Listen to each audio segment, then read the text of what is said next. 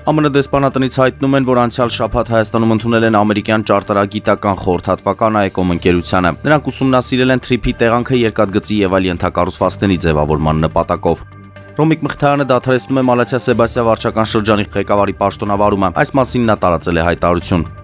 Շիրակի մարզպետ Դավիթ Արուշանյանը սոցցանցի իր էջում տեղեկացրել է, որ հրաժարվել է Հայաստանի Հանրապետության ազգային ժողովի падգամավորի մանդատից եւ շարունակելու է իր գործունեությունը որպես Շիրակի մարզպետ։ Փարիզ կատարած աշխատանքային այցի շրջանակում կրթության, գիտության, մշակույթի եւ սպորտի նախարար Ժաննա Անդրեասյանը հանդիպել է Ֆրանսիայի ազգային կրթության նախարար Էդուարդ Ժեֆիրեի հետ։ Նշվել է, որ Հայաստանն ու Ֆրանսիան ընդլայնում են կրթական համագործակցությունը։